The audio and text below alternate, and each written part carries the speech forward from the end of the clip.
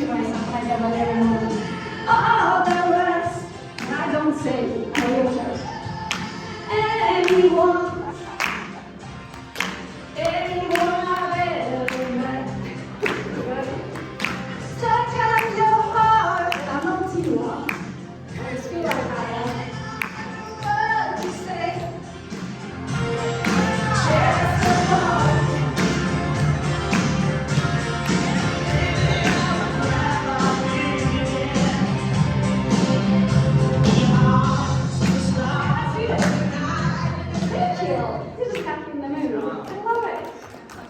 I love Tina. Tina's I feel like my next life or my past life. Hopefully one life I'm going to be Tina. I just got to love her. I'm probably considered a groupie at this point. So I'm going to have to remember to call this. My name is Gogo Bethke. My real name is Genevieve Bethke. Earlier, Kelly talked about all the names that we have, right? My birth name is Genevieve. My parents call me Genevieve. My sister and my friends call me Jojo, and you all call me Gogo. How about that, right? I just like to feed off of a little bit of everybody, and I want to say thank you for sharing your truth. I never knew that. But I'm pissed, because you should have shared, because we have a family here, right? And we are here to help each other, and I wish we could have helped. Right place at the right time. We're growing now. That's awesome. But we are here for you guys. So I want to share a little bit about quotes. Today was mindset, and I'm huge on quotes. I don't know why, for whatever reason, they speak to me. That's how my brain understands something. That's how I learn the life lessons. Some life lessons actually I learned the hard way, but hopefully I can help you learn some through quotes so that you don't have to learn it the hard ways. How does that sound? Ready?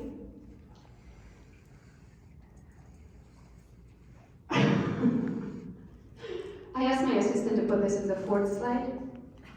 It's the first slide. Okay, I see. Okay, let's do this. So have you ever thought about why some people are more successful than others? And why do you think that is? Because they have the same president. They have lived through COVID, like I lived through COVID. Why is that? And I heard someone say this. And you're correct. It's different choices in the same situation. And we are all in life, wherever we are, whatever situation we are in, or you are in, we are all in it because of the choices we have made. But the choices we make are based on knowledge. It's based on how we were raised. It's based on our beliefs, right? Isn't it also based on the choices presented to you? Yes and no. I would like to. Okay, sorry. Yeah, no, I want to add on to that though. I don't want to say we all get the same opportunity, right? Opportunity might be different, but making it your reality, even if it wasn't presented to you, right? It doesn't necessarily have to be an option. You make it to be an option, right? So this is the quote that changed my life. I was sitting at NSF International. I worked a real job. I actually worked a lot of weird real jobs. Like I have such a history. Like if I tell you all the jobs I did, you're like, what are you gonna be when you grow up, right? I like to say that I did what's called process of elimination, what I don't want to be when I grow up, right? Like I seriously worked in the plastics department. I worked at a coding company. I worked as a server. I worked in a jewelry store. I have a restaurant food safety auditor certification. I have a realtor license. Should I continue, right? Like I was just like, I don't know, how about that one? I'm gonna try that one, right? But I was sitting at NSF International when I saw this quote, build your dreams or someone will hire you to build theirs. And I was working a very nice job, no college education, no experience, barely speaking English, and they were paying me $53,000, plus they paid for my college, plus they gave me 401k. But I came to this country for the American dream. And here I was sitting, building somebody else's American dream. I lived here since 2003, for the last 20 years, right? And I realized that I spent one birthday with my family in 20 years. I spent one Christmas, because my birthday is December 27th, as Carolina's too, I'm 3.5 years older than Carolina. Not years, Hours. hours. 3.5 hours older than Carolina. So what I realized is I didn't come to this country to half-ass it. I didn't come to this country to build somebody else's American dream. And if I can help you today, to maybe wake you up, because I was born in communism. I saw something that you hopefully never will. I lived through something that you hopefully never will. And if I can help you with something, if I can help you to wake you up to build your American dream, because you live in the land of opportunity and this is the best country to be in, if I can do that today, then I did my job. So thank you. So once you see it, you can't unsee it. Can you think of that opportunity that just hunted you after you saw it? Right? When that is presented to you, when you have an opportunity that God gave you, here's how I want you to look at it. I believe that we are created, I call it God, you could call it higher power, Mother Nature, whatever you call it, right? But I believe that when God makes his creations, he doesn't make mistakes, so I'm perfect the way I am. I also believe that if he gave me an idea, he gave it to me to make it happen. Where some people go wrong is that they don't take action.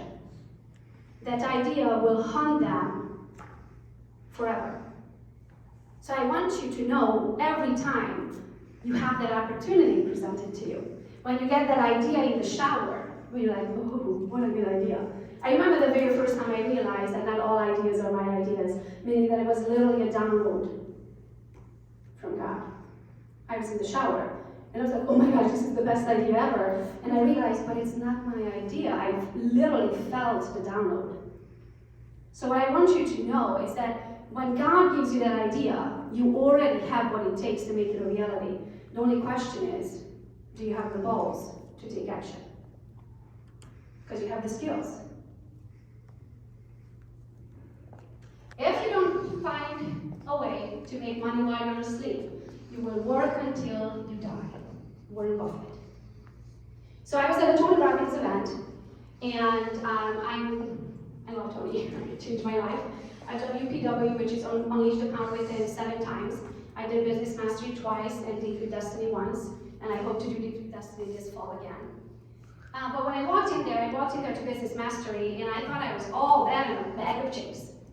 Because I made $250,000 that year. I'm a foreigner. I would have not made $250,000 if I stayed in Romania a lifetime, right? So I was like, I already made it. Like, how much better could this get, right? And I realized after spending 7 days with millionaires and billionaires is that most millionaires have multiple billionaires too, of course. They have multiple revenues of income, and they usually only trade their time for one or a couple.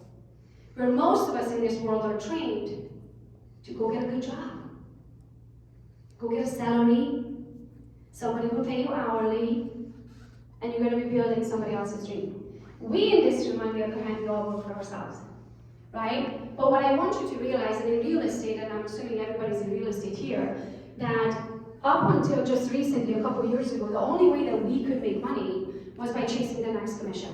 There was no other way. Maybe referrals, you're like, it kind of feels like free money, right? Somebody else doing the work and they give me 25% of their commission. But what I want you to do when you leave from here is figure out what are the ways how you can make money. And write maybe this word down because it's another word called passive income. I like to call it wake up money. You wake up and there's money in your bank account.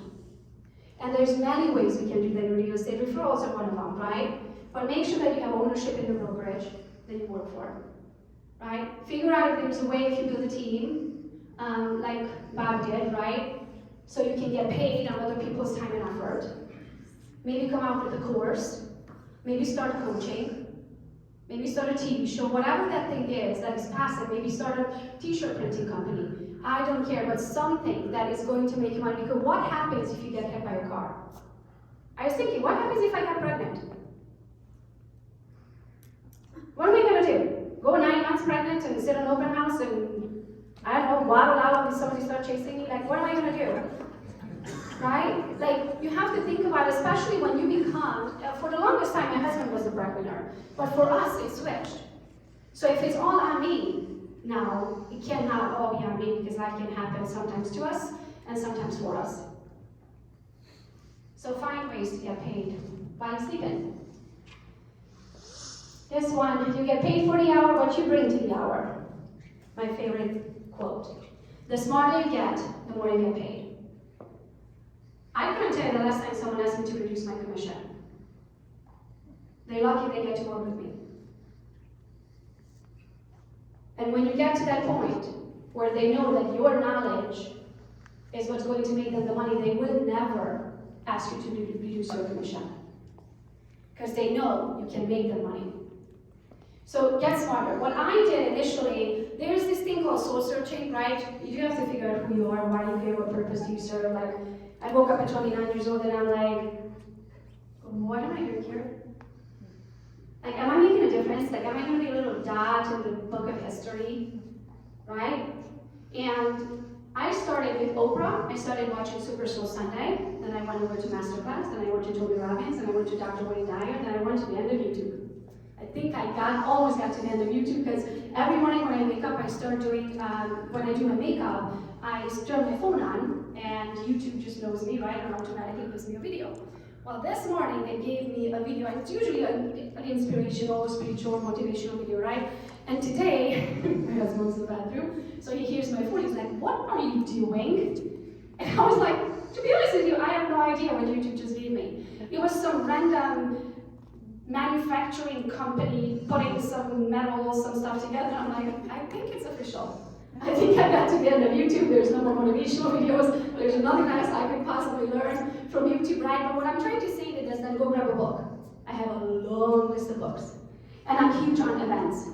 Proximity is power. And I used to think that proximity means that it's good to have rich friends, because when I go to jail, they can afford to bail me out.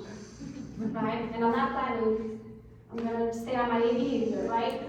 But what that, to me, what it means today is that being able to break bread with someone that you look up to, being able to be in their presence and see them in action and hear them do a phone call and hear them negotiate or see how they're freaking chew their food, right? So the positive is great too, but the other thing that you realize when you are with the people, when you are with the people that you looked up to your whole life, you also realize that they're just people, right? And as soon as the first time I realized that if they can do it, I can do it. Because they are just people. They chew their food funny, right? I had Elena Cardone hold my bathroom stall door, and I pretty much thought I made it. Yeah, the door was closed, so I held hers, and she held mine. And I'm sitting there, and I'm like, Elena Cardone is holding my bathroom stall door right now. I think I'm good. I think I made it in life, right? I'm looking for the people who are looking for me. This is a Brent Gove quote, and if you guys don't know Brent Gove, he's one of the biggest agent attractor at EXP. He has, I don't know the exact numbers, probably 3/4 of the company under him. But you can look at it from many perspectives, but I'm proud to say that everybody in this room that we consider to be Team Gogo agent, we are our people. I mean, we color coordinated today, and we didn't even talk to each other, right? When you are looking, and what I mean by this, even on the commission side of things, I used to initially, and I'm going to take a sip of water. Initially, when I got into real estate, I looked, and who's That was mine. Okay, good. Do you mind? Yeah, go for it. I mean, we were on the same day. I'm sure we have the same stuff. So initially, I used to look at people and be like, 12 grand, 90 days, I'm your best friend. $9,000. You love U of M, I love U of M. Oh, $15,000. You voted for Trump, you voted the opposite, I voted for whoever you voted for. Right, for a commission. I used to do that. But when you market properly, you never have to put up with people that are not your people. You never have to do and work with someone that you can't stand anymore for a commission. So when you do it right and you put yourself out there for the world, your people are going to find you. And then you get to work with them, and you don't have to work with them. So this is one of my favorite quotes.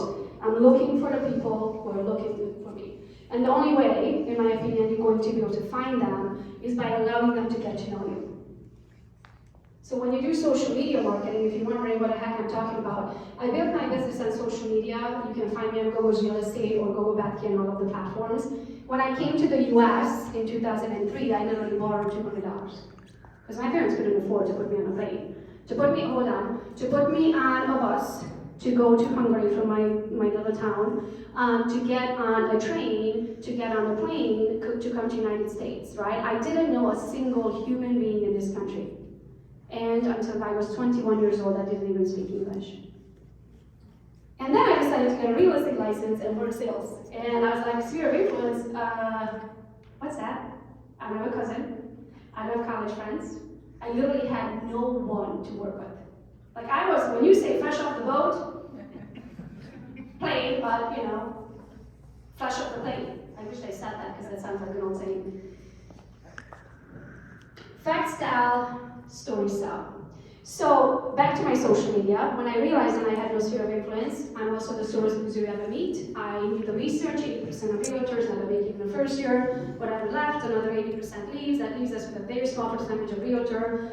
600,000 of realtors last year haven't sold a single transaction, and an average realtor sells one transaction a month.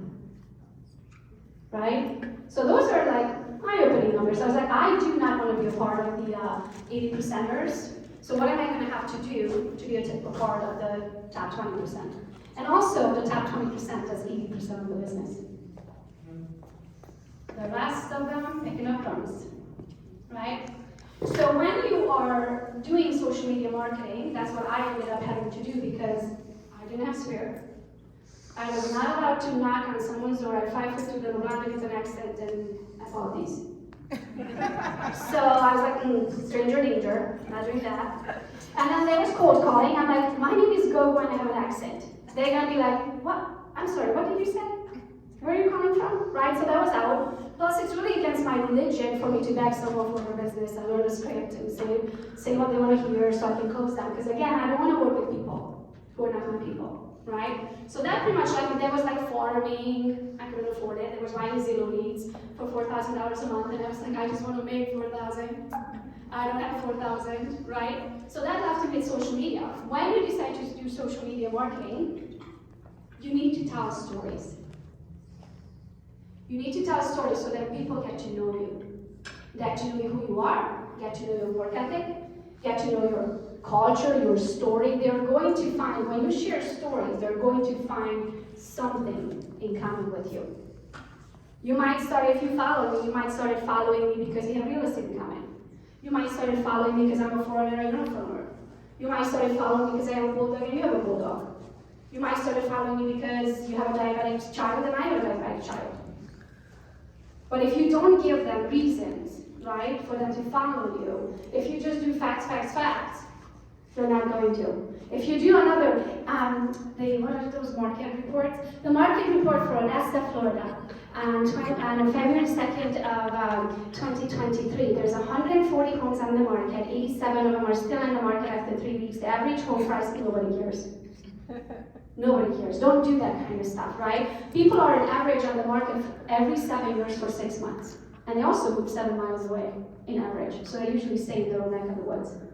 So what that means is, now I have to entertain you for 7 years before you're gonna buy a house from me again.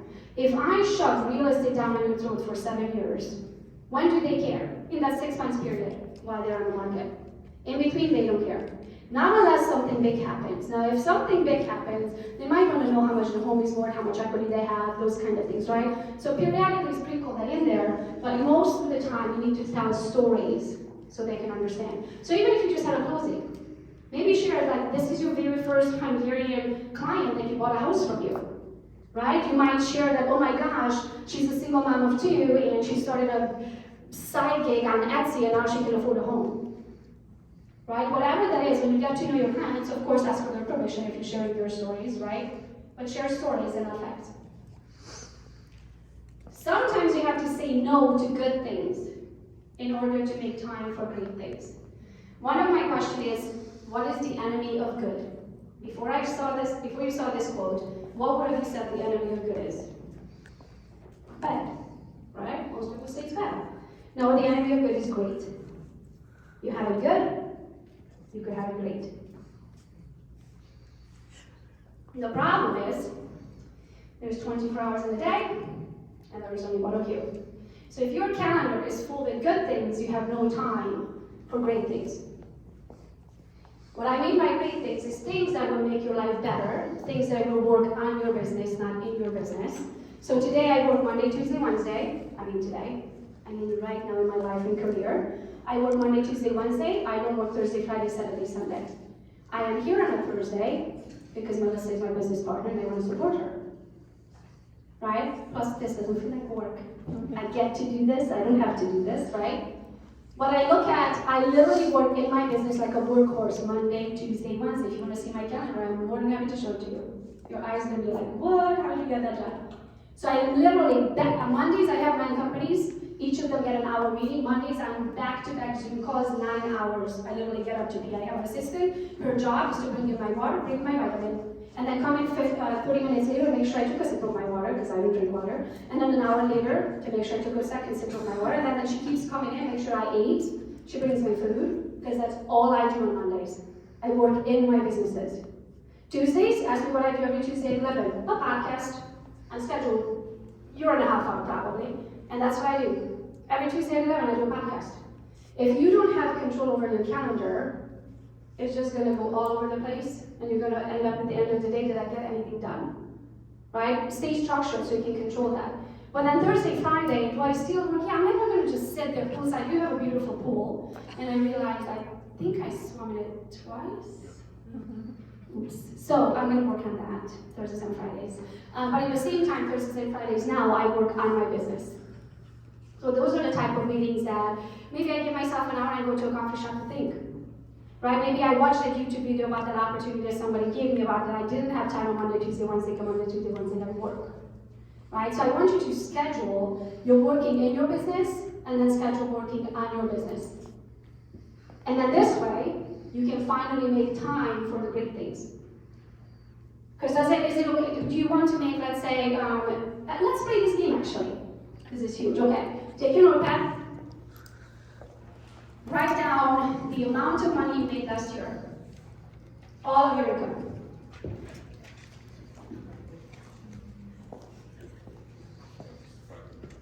Yeah, you do not have to tell me what that is. You do not have to tell me or show the person next to you. Just write down because you're going to do the math. Okay? Now that you have that number, I want you to divide it by 2080. So take out your phone, take the calculator, divide it to 2080 by 2080. Now, if you work a healthy working hours, 40 hours a week equals to 2,080 hours a year. Now you got an hourly rate, correct? Okay. Now that is your hourly rate, and you know from now on, you're never, ever going to do anything that doesn't make you that money in that hour. So I literally used to have a sticker on my on my washer. It's sad every time I open it up because I still to the day have an old washer because I like to use water. Thank you so much when I do laundry. So I still have the old one that opens up. When you open it up, I stuck it right in there and it said a very expensive load of laundry. I couldn't tell you last time I ran a load of laundry. I couldn't tell you last time I did dishes. I couldn't tell you last time I grocery shopped. I don't do any of that. Do I qualify? Yeah, I know I could run a load of laundry if I had to have something I could. But since I know that my hourly rate is $4,200 an hour, how much do you think it would cost someone? How much do you think it would cost you to have someone do laundry for you? Throw me a number. $20 an hour. $20 an hour. Can I ask your hourly rate? Did you do the math? $1,000. So, should you run a load of laundry or should you hire it out and go do what you do? You gotta tell my wife that because every time she wants me to put something together, she doesn't understand why I'm trying it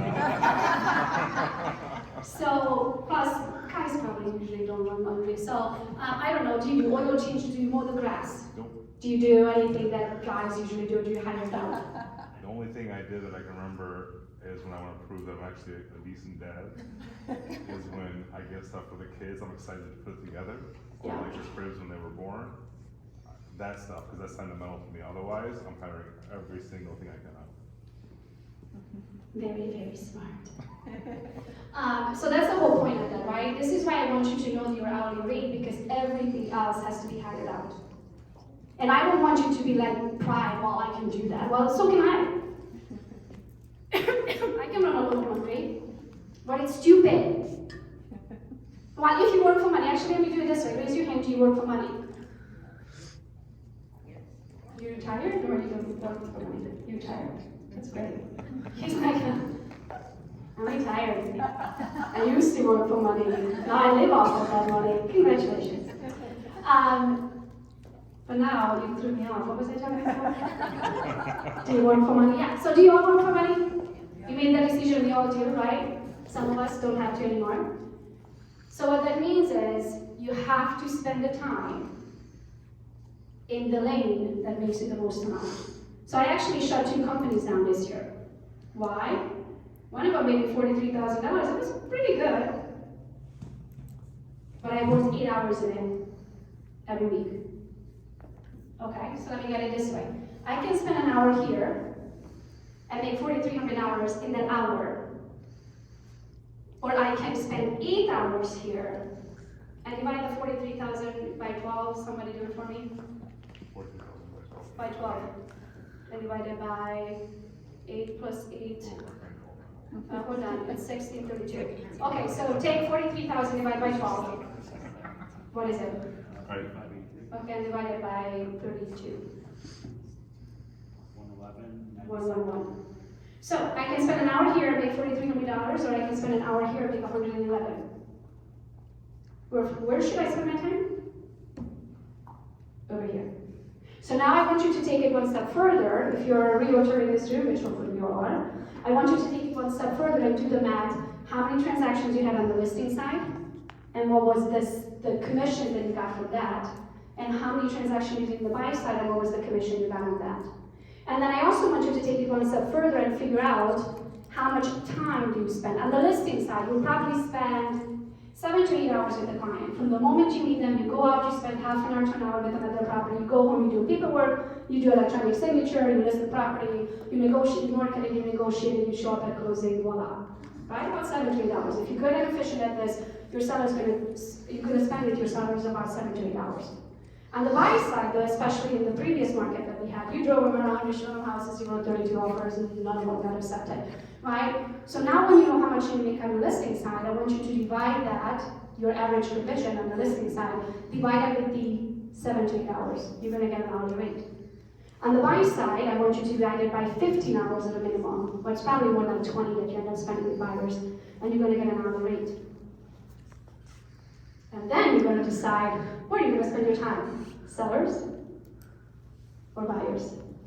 Most agents will start with the buy side transaction and they graduate into the listing side, because when you list, you last.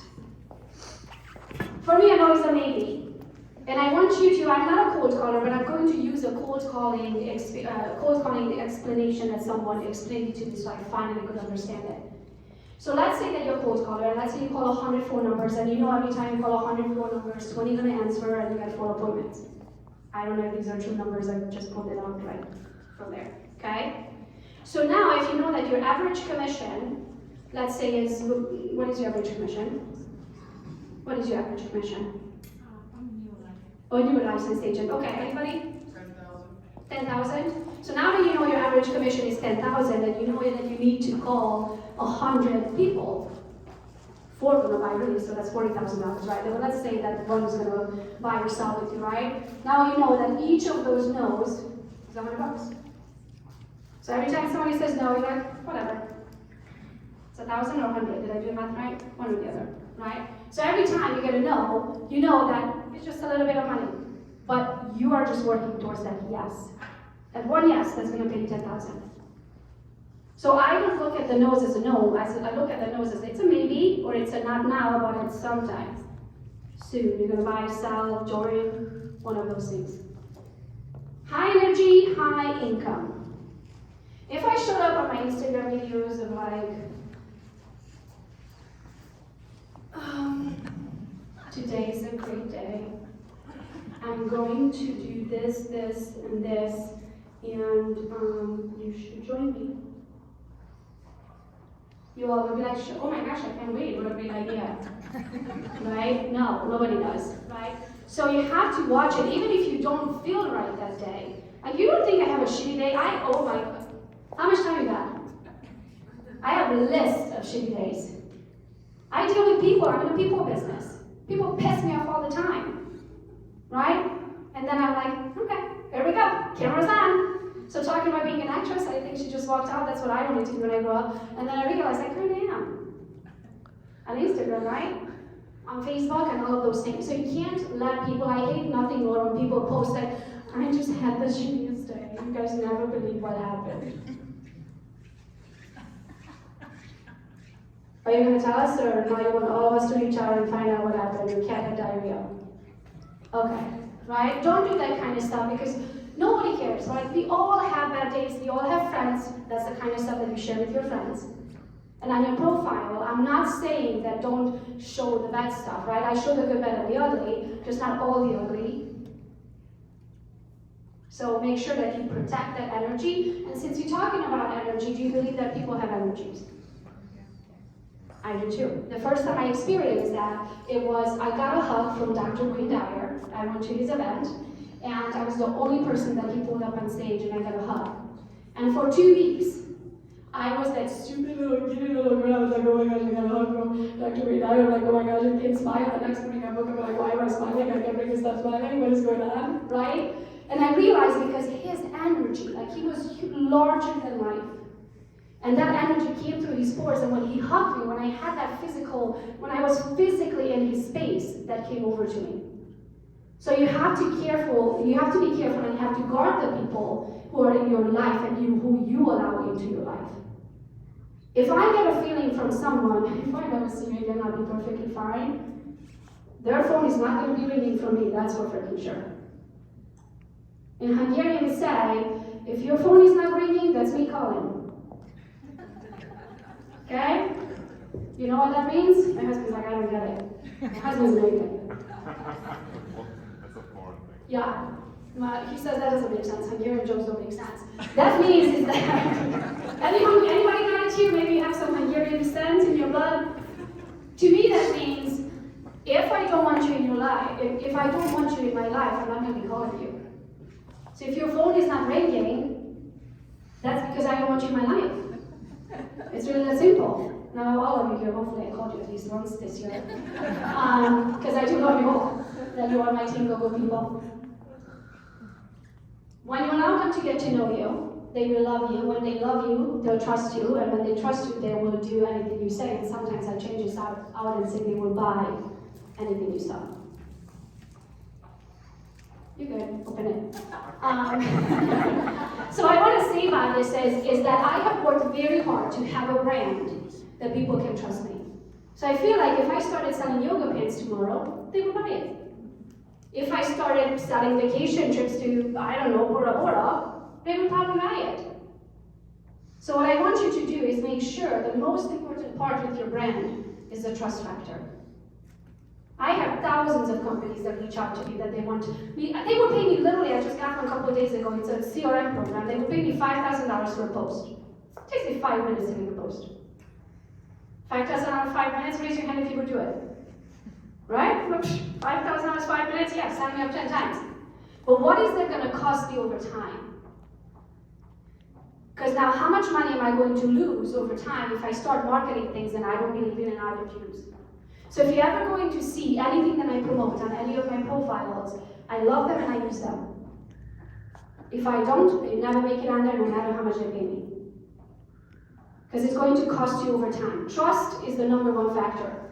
When you lose the trust, it takes, what do they say? It takes, you never get a second chance to make a first impression, kind of things, right? So Satan said if you lose their trust, it's going to take you a very long time to earn it back if you can, ever. So begin with the end in mind.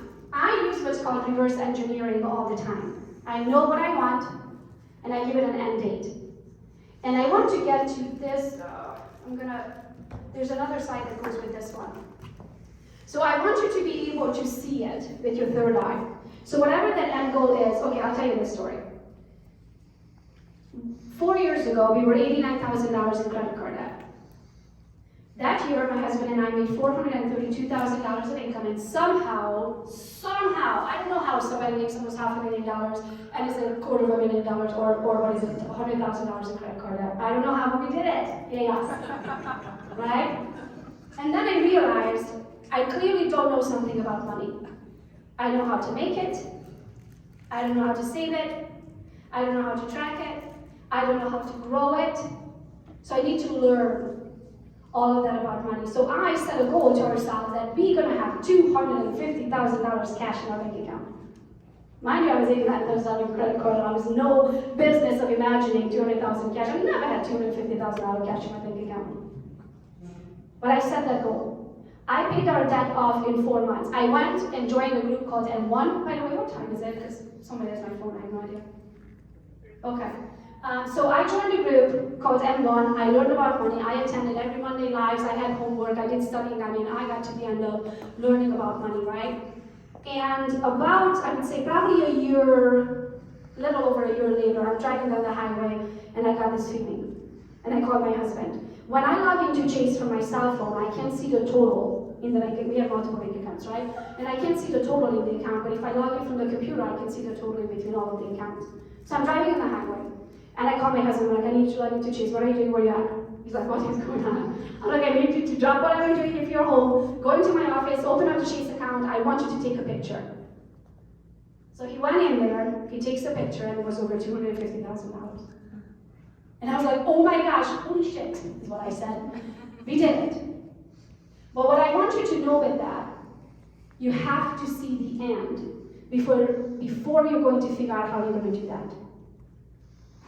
So every time you set a goal for yourself, figure out what is that I want, set an end goal, because most people say, I just want to make more money. And Tony Robbins says, $1 is money, you're going to make $1. Okay? So I want you to be exact how much money you want to make. And then you also need to add time to that. By when? Because you might make $1 by the time you're 93 years old. And I'm sure that's not what you want, right? So if you cannot see it, now here's the second step to that.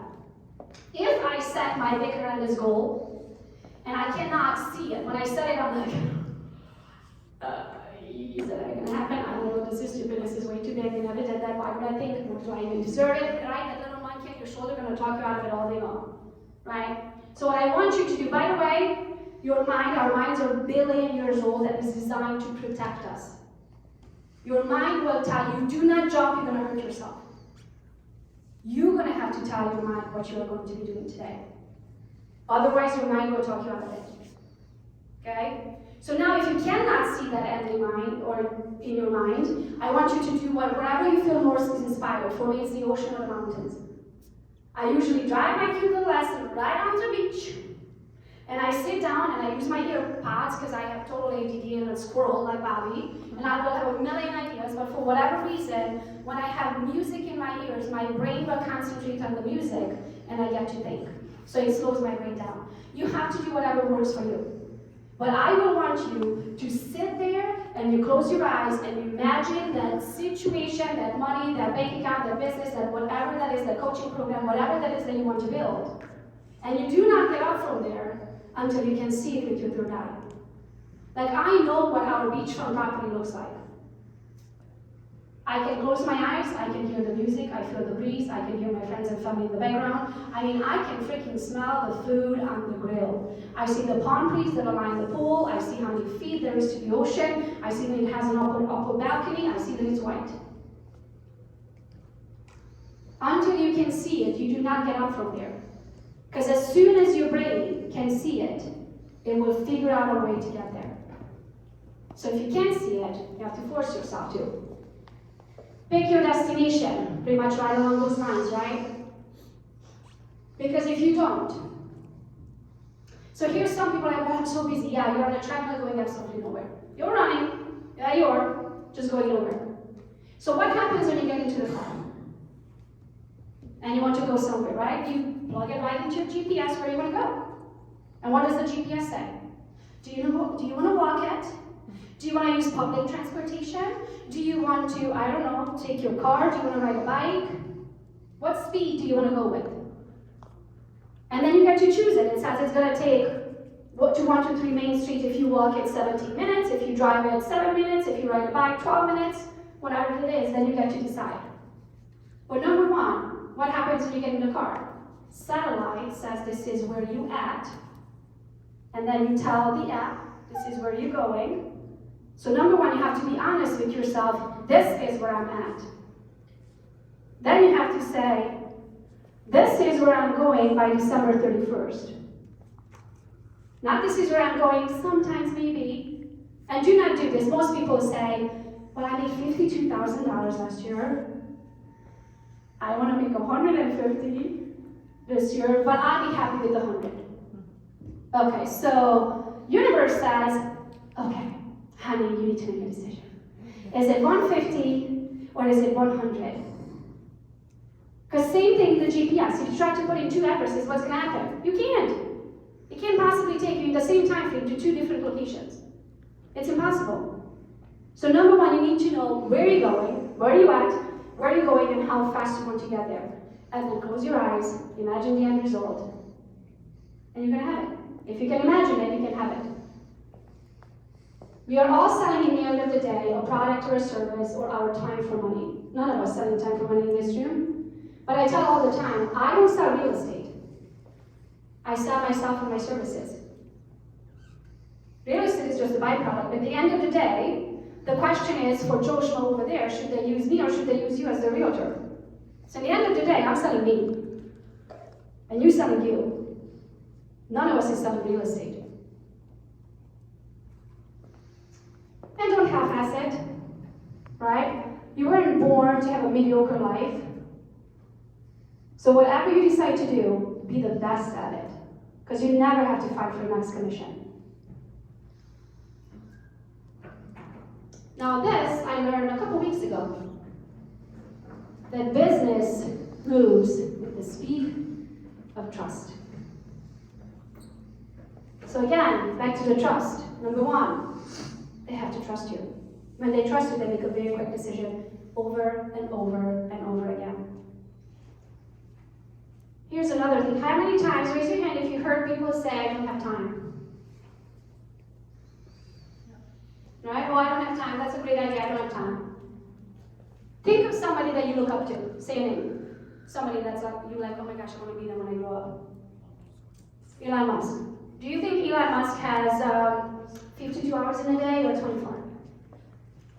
24, we all do, right? So if you know that everybody, nobody got an extra minute, so if everybody has 24 hours, why do you think some people are more successful than others? In that 24 hours, because they prioritize better. So now when you know how much your hourly rate is, and now you know what's important to you, where the heck you're going, you know what's going to be on your calendar and what's not going to make your calendar. And it's not because I don't want to give the time of the day to that person, it's because I am not going that direction. And I thank God I don't need to be doing an Uber ride. You don't need to tag along. Right? You're going your way, I'm going my way. So you need to eliminate everything off of your calendar that is not taking you where you want to go. And if you don't have time, that's because your priorities are in the wrong order. Feel, felt, found. This is more of a sales language that I had to learn over time. Because empathy is, when God was giving out empathy, I skipped the line. Okay? I felt like, I don't need that. So empathy does not come natural to me. But when you're in sales, you kind of have to like have feelings. I don't do feelings, okay? So instead I learned this, okay? Write it down, feel, felt, found. I totally understand how you feel. I felt the same way, but I found that. So you can use this anytime. I totally understand how you feel. I felt the same way, but I found that and build it into whatever situation that you are in. So you can have some, or at least looks like there's some empty. So now this one, I actually wanted to wear this t-shirt. I'll tell you a story. Because what happens, stories sell fast. Something like that. Okay. So I was a teenager, I wanted to go party with these kids, and I asked my dad if I can go party. And my dad looked at me and he said, it's your own life, you can fuck it up however you want to. And I literally printed it on a t-shirt and I wear it all the time to remind myself that my actions have consequences. Who you hang out with matters. What you watch on TV matters. The words that you choose matter. What you wear matters, even though I don't care. I still have these girls hang out, even though people don't take me seriously. I don't care. This is me. Right? But it does matter because it makes you happy. So with this quote, I want to kind of help you understand that whatever decision you make is going to affect your own life. It's your own life. You can fuck it up however you want to. Success is the 6 inches between your ears. My other favorite quote. Again, feed your brain the right thing. The smarter you get, the more money you get paid. 90% of your success will come from your mindset. You don't have to have skills. You need to have a brain. My next favorite, if you want to have what the top 1% has, you have to do what 99% is not willing. So one day I was complaining to my husband, because my favorite thing to do is help people and grow people and coach and mentor, right? I sometimes I just want to shake people. And I told my husband, I said, I don't freaking understand. Like, here I am trying to literally show them what to do. I've been there, I've done that. I just want to show it to you. All you need to do is copy and freaking paste. Right into their businesses, right?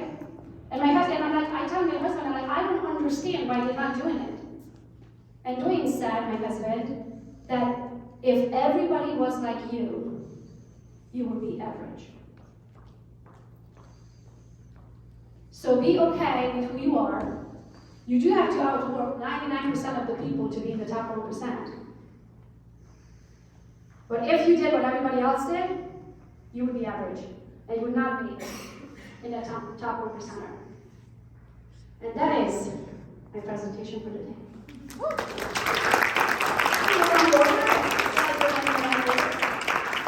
thank you so much for having me. Hopefully you got at least one quote out of it that will change your life. This quote changed mine. I live by them. Thank you.